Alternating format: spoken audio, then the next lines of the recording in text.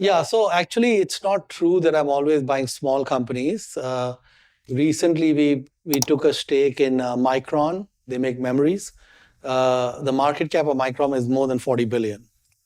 Okay, so we're not always buying small companies. I mean, Fiat Chrysler now, I think the market cap is over 20 billion, for example.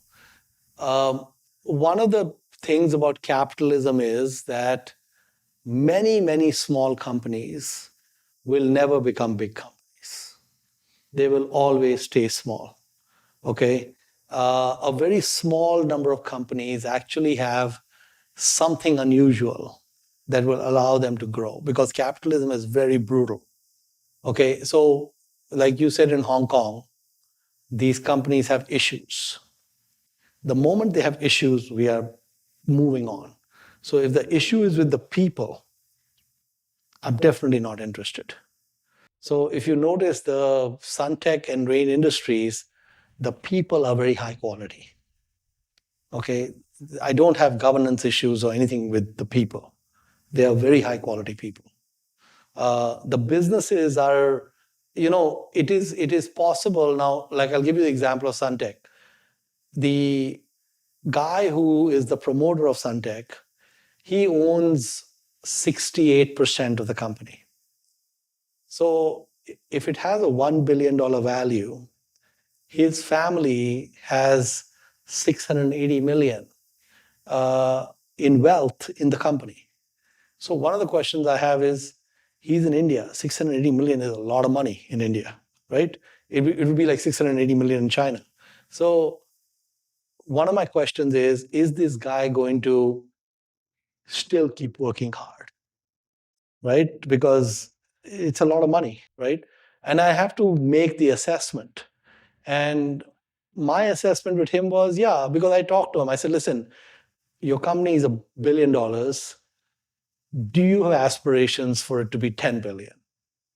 He said, yes. I said, what are you going to do with the money? He said, I had not thought about that. But he wants to drive, right? He wants to drive.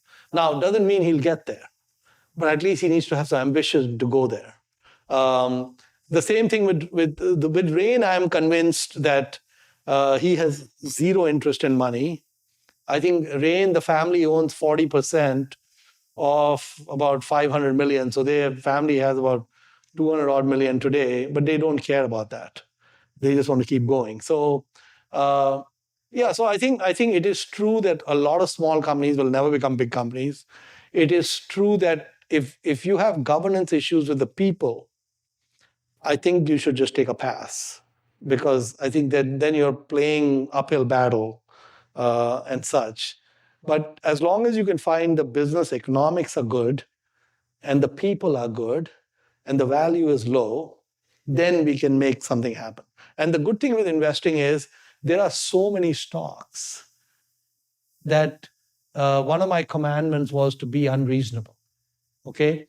There's so many other stocks that if it's everything is not perfect, just say no, toss it, go to the next one.